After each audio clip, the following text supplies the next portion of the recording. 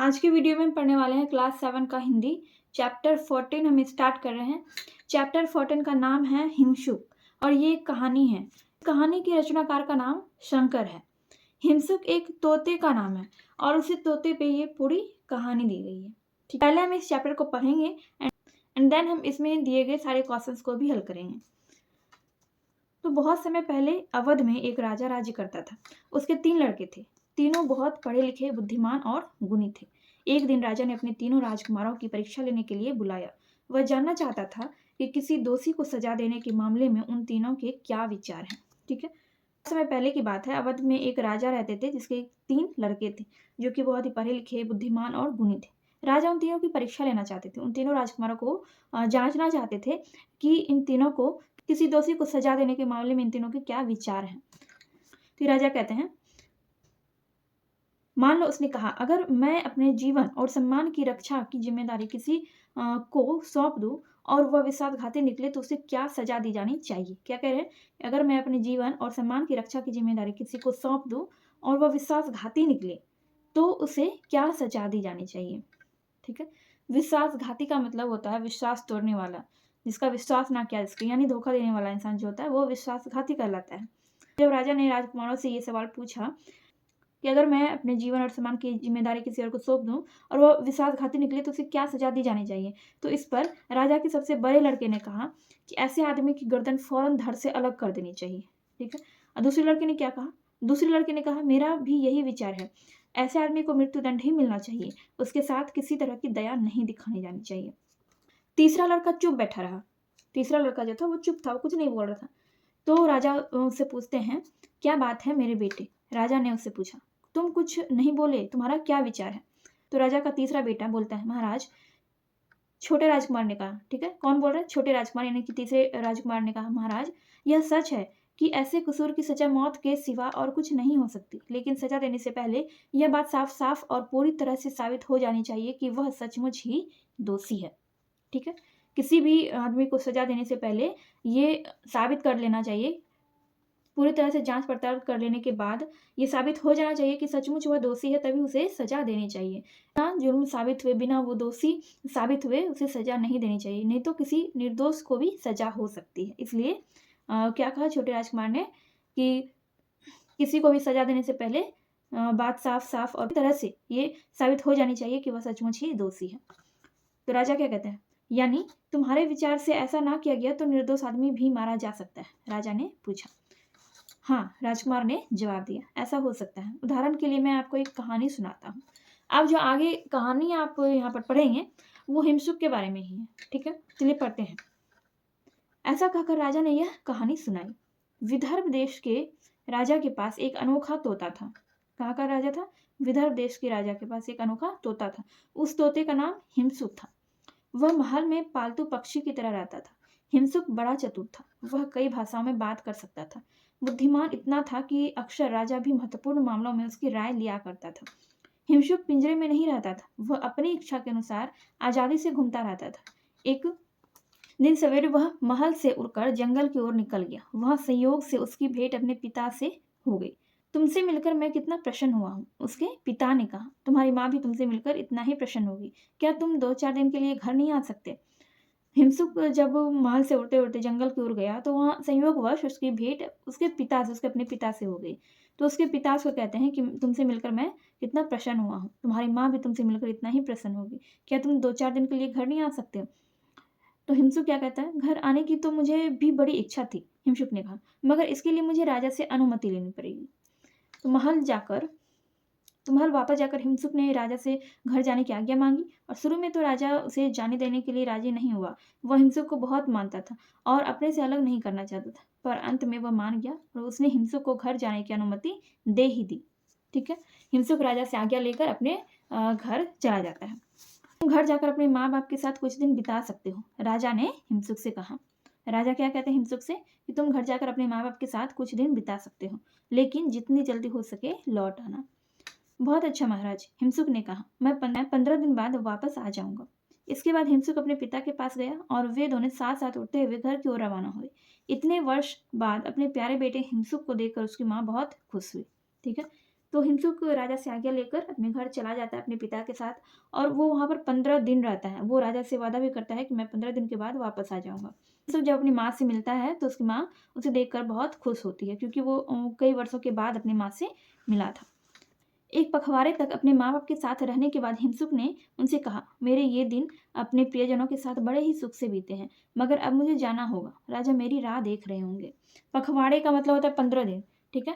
यानी कि हिमसुक 15 दिन तक अपने माँ-बाप के साथ रहने के बाद अपने माँ-बाप से कहता है कि मेरे ये दिन अपने प्रियजनों के साथ बड़े ही सुख से बीते हैं, मगर अब मुझे जाना होगा। राजा मेरी राह देख रहे होंगे।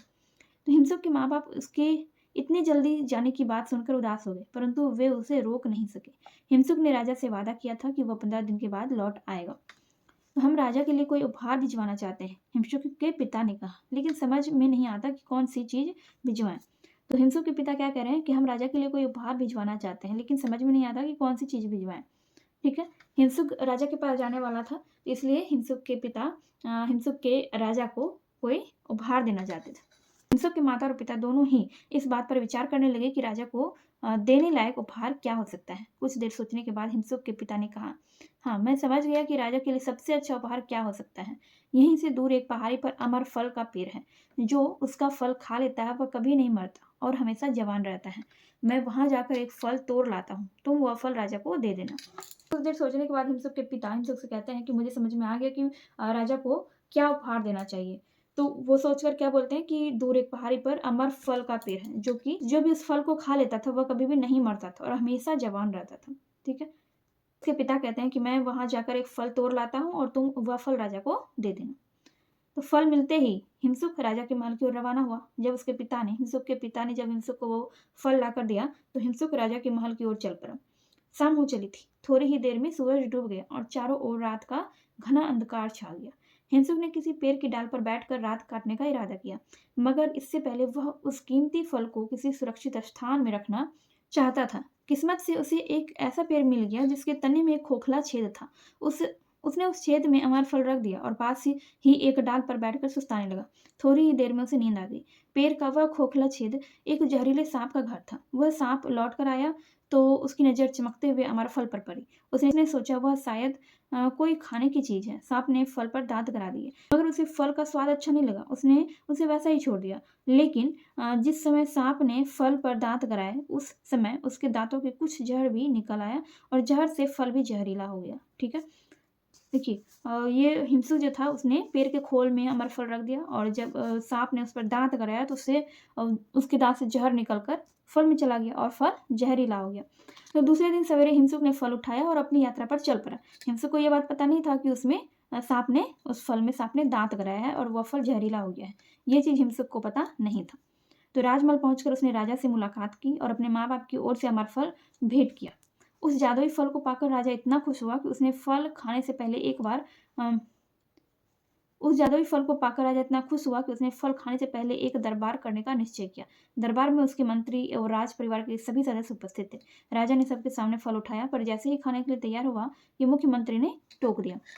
राजा के दरबार में जो मुख्यमंत्री थे उन्होंने क्या क्या टोक दे दिया कि महाराज जरा ठहरिए। मुख्यमंत्री ने कहा, बुद्धिमानी की बात यह होगी कि फल खाने से पहले इसे किसी जानवर को खिलाकर देख लिया जाए। यदि जानवर को कुछ ना हो तो आप भी इसे खा सकते हैं। सुझाव बहुत अच्छा है, राजा ने कहा। उसने फल काटा और एक छोटा सा टुकड़ा एक कौवे की ओर फेंक दिया। कौवे ने फल खाया और खाते ही मर गया। महाराज, मंत्री ने कहा। मंत्री क्या कहते हैं, महाराज आज आप बाल बाल बचे हैं। फल जहरीला है, यह अमर फल नहीं मृत्यु फल है। इससे यह भी जाहिर है कि फल खिलाकर हिमसुक आपको मारना चाहता था। मतलब सारा इल्जाम जो है वो हिमसुक पर आ गया था कि हिमसुक ही राजा को मारना चाहता था। उसने अमर फल नहीं बल्कि मृत्यु फल लाया था। सारा इल्जाम हिमसुक पर आ जाता है कि वही राजा को मारना चाहता था। तो राजा गुस्से के मारे आग बबूला हो गया। उसे लपक कर हिमसुक को पकड़ा और बिना सोचे समझे उसकी गर्दन उड़ा दी। इसके बाद उसने हुक्म दिया कि उस जहरीले फल को नगर के बाहर एक गहरे गड्ढे में दबा दिया जाए। राजा ने यह जानने की कोशिश नहीं की कि वो फल जहरीला कैसे हुआ। उसने हिमसुक की कोई बात नहीं सुनी, बल्कि हिमसुक को पकड़कर उसके गर्दन उड़ा दी, यानी कि हिमसुक को मार डाला। बाद वो जो फल था, वो जहरीला फल जो था, उसको राजा ने बहुत दूर महल से, अपने राज से बहुत दूर गड्ढे में दबा देने के लिए कहा। तो मंत्रियों ने वैसा ही किया, उस फल को, उस जहरीले फल को एक गड्ढे में दबा दिया। नगर से बहुत दूर जाकर उस फल को एक गड्ढे में दबा दिया। तो फल जमीन में दफना दिया गया, मगर कुछ ही समय बाद उसका बीज अंकुरित होकर बढ़ने लगा और बढ़ते बढ़ते पूरा पेड़ बन गया। कुछ समय बाद उस पेड़ में बड़े ही सुंदर चमकीले सुनहरे फल लग गए। जब राजा ने उस विचित्र पेड़ के बारे में सुना तो कहा, वे फल जहरीले हैं, मौत के फल हैं। राजा ने हुक्म दिया कि उस पेड़ के चारों ओर एक बाड़ बना दी जाए और हर समय पेड़ की रखवाली की जाए ताकि कोई भी उन जहरीले फलों को ना खा सके। फल की खबर सारे शहर में फैल गई। जनता को उस पेड़ के पास फटकने में भी डर लगने लगा। उन्हीं दिनों उस शहर में एक बूढ़ा और उसकी बुढ़िया रहते थे। वे बहुत गरीब थे, उनका कोई मददगार भी नहीं था। वे किसी तरह दूसरों की मेहरबानी पर गुजर कर रहे थे। बुढ़ापे के मारे वे इतने कमजोर और असहाय हो गए थे कि मांगने भी नहीं जा सकते थे। अक्सर फाके करते रहने से उन्हें ऐसा महसूस होने लगा कि अब जीना बेकार है। दोनों ने सोचा कि ऐसी जिंदगी के बजाय मर जाना कहीं अच्छा है। मरने के लिए सबसे अच्छा यही था कि पेड़ के जहरीले फल खा लिए जाएं। वो बूढ़ा बूढ़ी जो थे वो बहुत ही ज़्यादा गरीब थे और वो इतने कमज़ोर थे कि वो भीख भी मांगने नहीं जा सकते थे। इसलिए उन्होंने मरने का निश्चय किया और मरने के लिए उन्होंने कौन सा रास्ता अपनाया? वो जहरीले फल खाकर मर जाना चाहते थे। ठीक है, देखिए, एक रात बूढ़ा चुपके से पेड़ के पास गया और पहरेदार की नजर बचाकर बाड़े के अंदर घुस गया। उसने पेड़ से 2 फल तोड़े और उनकर सीधे घर पहुंचा। घर पहुंचकर उसने और बुढ़िया ने दोनों उसने और उसकी बुढ़िया दोनों ने एक एक फल खा लिया। इसके बाद वे तुरंत मरने की आशा से बिस्तर पर लेट गए। तब उन दोनों ने जब फल खाया तो उन्हें क्या लगा कि अब हम दोनों मर जाएंगे, क्योंकि वो फल कौन सा फल था? उस फल को सब लोग मृत्यु फल बोलते थे। ठीक है, लेकिन वो असल में कौन सा फल था? वो असल में अमर फल था, जिसको खाकर लोग जवान हो जाते थे और वो कभी मरते नहीं थे। ठीक है, लेकिन दूसरे दिन सवेरे रोज की तरह उनकी आंखें फिर खुल गई और अपने आप को जिंदा पाकर उन्हें बड़ा ताज्जुब हुआ। और इससे भी बड़ा ताज्जुब तो यह था कि वे दोनों जवान हो गए थे। उनकी पहले की चुस्ती और ताकत भी लौट आई थी।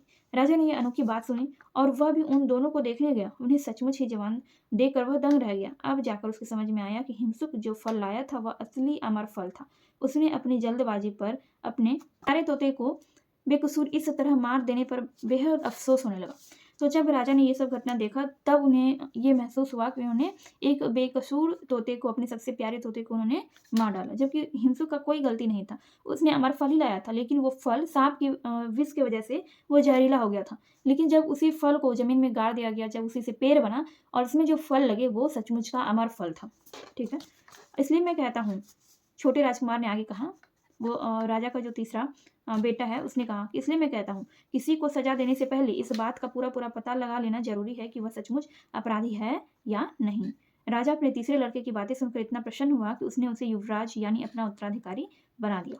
ठीक है, तो यहाँ पर आपका ये चैप्टर कंप्लीट हो गया है और इस चैप्टर से रिलेटेड कुछ शब्दार्थ दिए गए हैं। फाका फाका फाका का मतलब होता है उपवास। अनुमति यानी कि आज्ञा या स्वीकृति। विश्वासघाती यानी विश्वास को तोड़ने वाला। पखवाड़ा यानी 15 दिनों का कालखंड। मृत्युदंड यानी मौत की सजा। असहाय यानी लाचार। उत्तराधिकारी का अर्थ होता है किसी की मृत्यु के बाद उसकी संपत्ति पाने का हकदार। ठीक है, यानी कि राजा ने अपने तीसरे बेटे को अपना उत्तराधिकारी बनाया था। यानी जब राजा की मृत्यु हो जाती तो राजा का तीसरा बेटा ही उस राज्य का युवराज बनता। यहाँ पर आपका ये चैप्टर कंप्लीट हो गया। चलिए देखते हैं क्वेश्चन आंसर। पाठ से का पहला क्वेश्चन है, अवध नरेश राजकुमारों की परीक्षा क्यों लेना चाहते थे? और दूसरा क्वेश्चन है कि हिमसुक तो राजा के लिए भेंट लाया था, लेकिन वही भेंट उसे महंगी पड़ी, कैसे?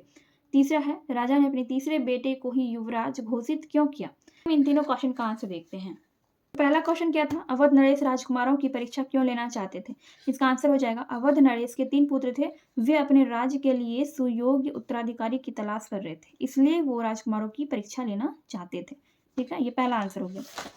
दूसरा क्वेश्चन है, हिमसुक तो राजा के लिए भेंट लाया था, लेकिन वही भेंट उसे महंगी पड़ी, कैसे? तो इसका आंसर होगा, हिमसुक तो राजा के लिए असली अमर फल ही लाया, परंतु सांप ने उस फल में अपने दांत गराकर उसे जहरीला बना दिया था, इसलिए हिमसुक को राजा के हाथों अपनी जान गंवानी पड़ी और उसे यह भेंट महंगी पड़ गई। ठीक है, देखिए, हिमसुक ने राजा के लिए अमर फल लाया था, लेकिन वो सांप की वजह से वो फल जो है वो जहरीला हो गया था और उसी जहरीले फल की वजह से हिमसुक को अपनी जान भी गंवानी पड़ी। तो इस तरह से हम कह सकते हैं कि उसको वो भेंट महंगा पड़ गया, क्योंकि वो एक भेंट लाया था और उसके बदले में उसको अपनी जान देनी पड़ी थी। तीसरा क्वेश्चन है, राजा ने अपने तीसरे बेटे को ही युवराज घोषित क्यों किया? इसका आंसर हो जाएगा, राजा का तीसरा बेटा ही उत्तराधिकारी बनने योग्य था। उसने हिमसुक की कहानी राजा को सुनाई और उन्हें ये यकीन दिलाया कि किसी को भी सजा देने से पहले उसे दोषी साबित होना ज़रूरी है। ठीक है? किसी को भी सजा देने से पहले उसका जुर्म, उसका अपराध साबित होना ज़रूरी है, तभी उसे सजा देना चाहिए। नहीं तो किसी निर्दोष को भी सजा हो सकती है। अगर बिना जाँच पड़ताल किए, बिना ये साबित किए कि वही दोषी है या नहीं है, तो साबित किए अगर किसी को सजा देते हैं, तो ये सही नहीं होता है। इस तरह से किसी निर्दोष को भी सजा हो सकता है। इसलिए पहले जाँच पड़ताल कर लेनी चाहिए, उसका जुर्म साबित कर लेना चाहिए, तभी सजा देनी चाहिए। ठीक है? का ये तीनों क्वेश्चन कंप्लीट हो गया है। नेक्स्ट क्वेश्चन है, निम्नलिखित वाक्यांश किसने किससे कहे। अब यहाँ पर 4 सेंटेंस है, इसमें आपको ये बताना है कि किसने किससे कहा है। जैसे कि यहाँ पर है, तुम्हारी माँ भी तुमसे मिलकर इतनी ही प्रसन्न होगी। ये वाक्य किसने कहा है और किससे कहा है, ये आपको बताना है। वैसे ही और भी बाकी तीनों वाक्य हैं। चलिए देखते हैं। तुम्हारी माँ भी तुमसे मिलकर इतनी ही प्रसन्न होगी। तुम्हारी माँ भी तुमसे मिलकर इतनी ही प्रसन्न होगी। तो ये वाक्य कहा है हिमसुक के पिता ने हिमसुक से। ठीक है? मैं 15 दिन बाद वापस आ जाऊंगा।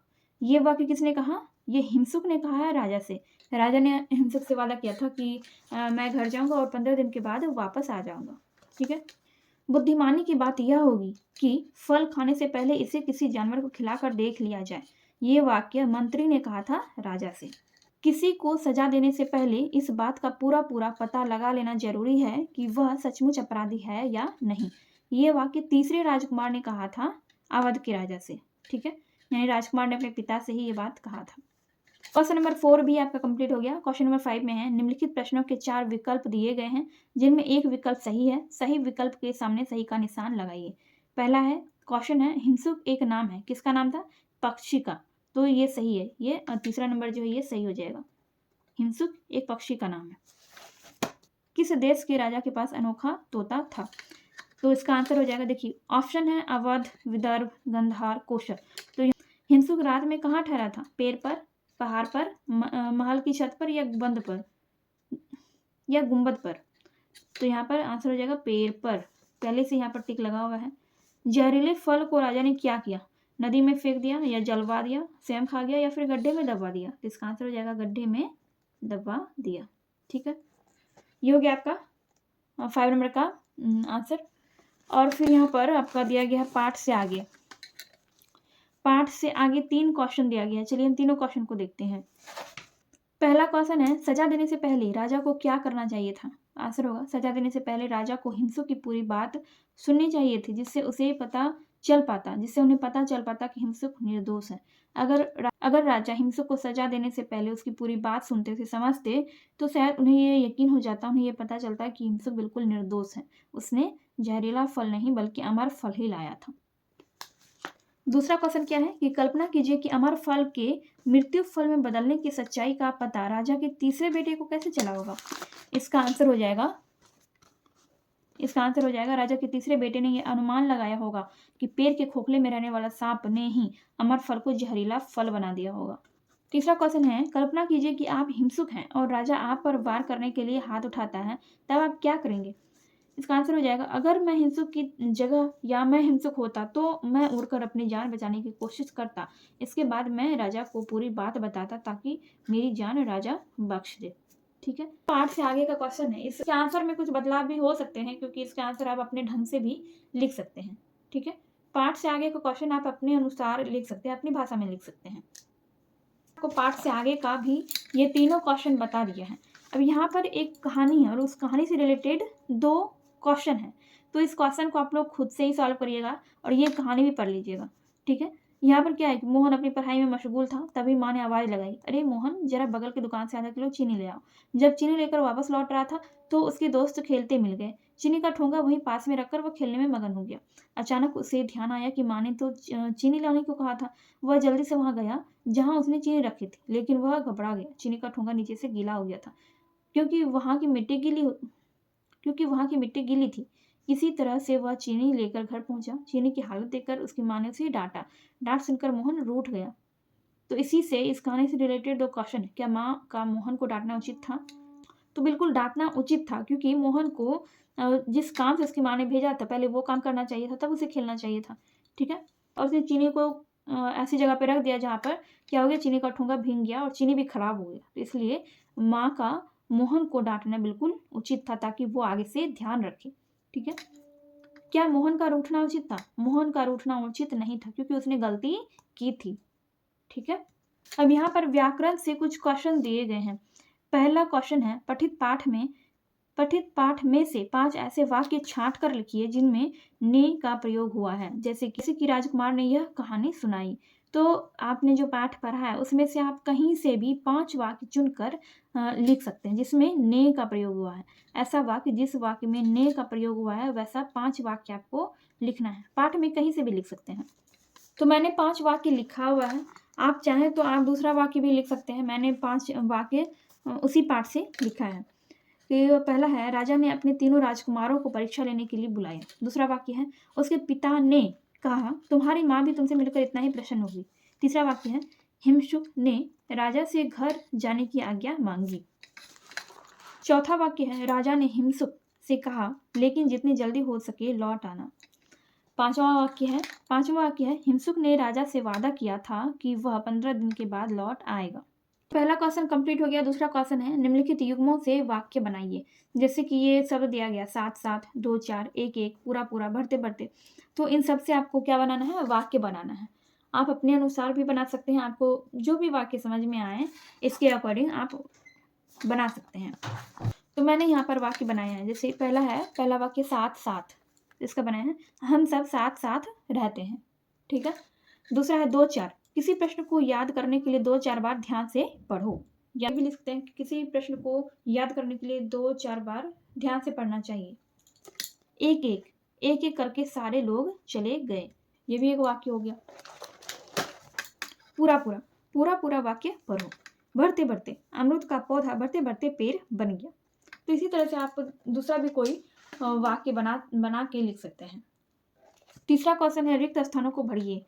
यहाँ पर आपको 6 क्वेश्चन दिए गए हैं। यहाँ पे जो भी पहले से ही फिल किया गया है वो सही नहीं है। ठीक है, यहाँ पे गलत यहाँ पर फिल किया गया है। आपको जो आंसर बताने वाली हूँ आप लोग वो चीज़ इसमें भरिएगा। ठीक है, यहाँ पर 6 लाइन है। देखिए, पहला है, जो किसी के विश्वास को ठेस पहुँचाए, जो किसी के विश्वास को ठेस पहुँचाए वो विश्वासघाती कहलाता है। यानी कि ये हो जाएगा 1 नंबर का। ठीक है, राजा का लड़का राजकुमार कहलाता है, ये 2 नंबर हो जाएगा।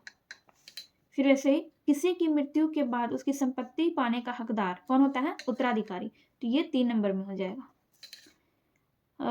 फिर है, मौत की सजा क्या कहलाता है? मौत की सजा मृत्युदंड कहलाता है। तो यहाँ पर हो जाएगा ये 4था नंबर का। मृत्युदंड 4थे नंबर में आएगा। पहले नंबर में क्या आएगा? विश्वासघाती। दूसरे नंबर में आएगा राजकुमार। तीसरे नंबर में आएगा उत्तराधिकारी और चौथे नंबर में आएगा मृत्युदंड। 5वें में आएगा किए गए उपकारों को नहीं मानने वाला। कहलाता है कृतघ्न। ये हो जाएगा 5 नंबर का। किए गए उपकारों को मानने वाला कौन? तो किए गए उपकारों को मानने वाला व्यक्ति क्या कहलाता है? कृतज्ञ। का तीसरा नंबर भी सॉल्व हो चुका है। और यहाँ पर आपको गतिविधि दिया गया है। ये गतिविधि वैसे आपके एग्जाम में नहीं पूछा जाता है, लेकिन आप चाहें तो इसको सॉल्व कर सकते हैं। ठीक है, इसमें कह रहे हैं कि नीचे की वर्ग पहले में 20 विशेषण हैं, उन्हें ढूंढ कर लिखिए।